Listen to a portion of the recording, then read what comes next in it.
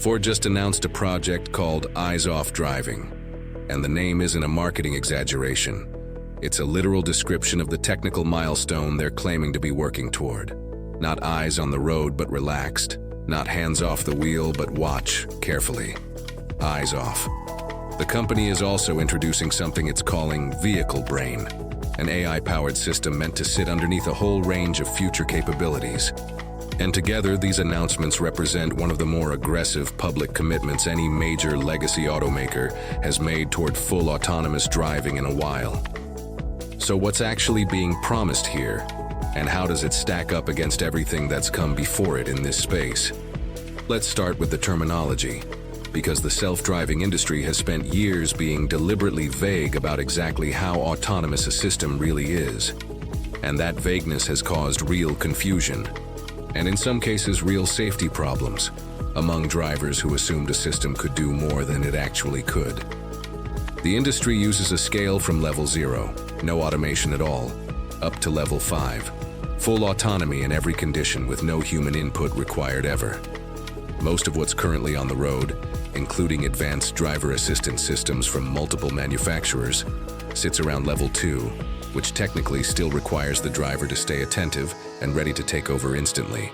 Hands near the wheel, eyes on the road, regardless of what the marketing name for the feature might suggest. Eyes off driving, if it delivers on the literal meaning of the name, would represent a jump toward level 3 or beyond, where the system takes on genuine responsibility for monitoring the road in specific conditions, and the driver is permitted to look away without that being a safety violation. That distinction matters enormously, because level 3 autonomy isn't just a bigger version of level 2. It's a fundamentally different legal and engineering category.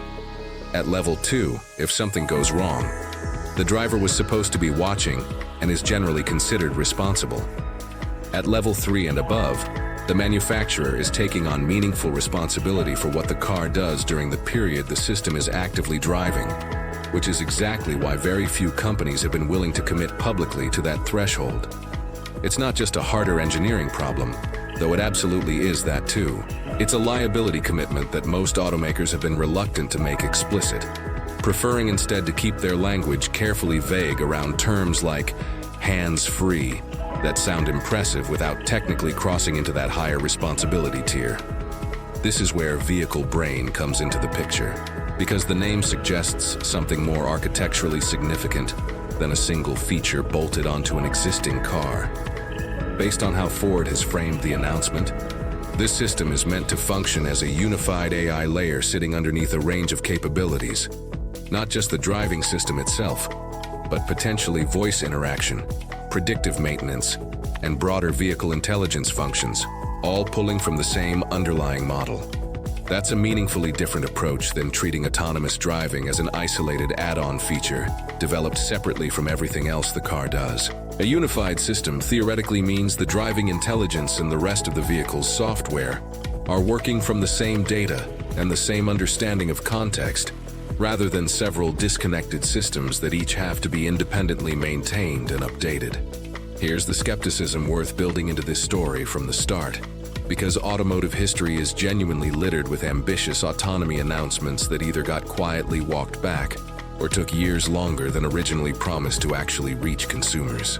Multiple companies across the industry have promised full self-driving capability years before it materialized, sometimes adjusting the definition of what counted as full along the way, rather than admitting the original timeline had slipped. That pattern doesn't automatically mean this specific announcement is empty, but it does mean the responsible read here is treating this as a stated direction and an engineering target, rather than a confirmed near-term product. Companies announce ambitious roadmaps regularly. The actual test is always what ships, in what time frame and under what real-world conditions it's actually rated safe to use without driver attention. There's also a regulatory dimension that tends to get underestimated in coverage of announcements like this. Even if the underlying technology genuinely reaches a point where eyes-off driving is technically achievable in controlled testing, deploying it to consumers requires clearing a regulatory approval process that varies significantly by state and country, And that process has historically moved far slower than the engineering timelines companies publicly announce. A feature that works reliably in company testing can still take years to receive the regulatory sign-off needed for public road use, particularly for a capability this far up the autonomy scale, where regulators are understandably cautious, given the direct safety stakes involved in getting it wrong. Put this announcement next to what else is happening across the broader auto industry right now, and a pattern becomes visible. Nearly every major automaker is racing to attach AI-branded features to their vehicles this year. Natural language voice assistants, predictive systems, partial self-driving modes, and it's becoming harder to distinguish which announcements represent genuine engineering breakthroughs versus which ones are primarily marketing repositioning, designed to keep a brand looking competitive against rivals making similar claims. That doesn't mean every announcement in this wave is empty. Some of them clearly represent real technical progress. But it does mean the specific language and specific claims in each announcement deserve more scrutiny than the general headline. Because AI-powered has become such a broadly applied label across the industry that it's stopped reliably signaling much about the actual underlying capability on its own. There's also a competitive angle here. Other automakers already offer hands-free highway driving, while some EV makers have promised full self-driving for years without delivering true unrestricted eyes-off capability. By explicitly using the term eyes-off, Ford is trying to reposition itself as a leader rather than a follower.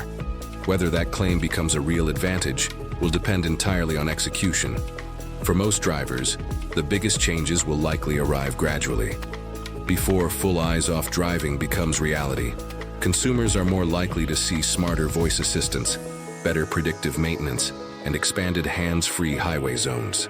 Instead of one revolutionary update, the technology will probably improve step by step over several vehicle generations. So, what does this announcement really mean?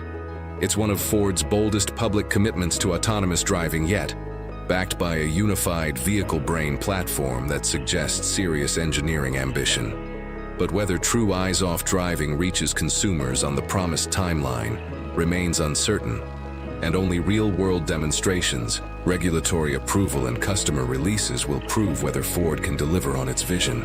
The race for autonomous vehicles is no longer just about building smarter cars, but about controlling the software and AI systems that define the future of transportation.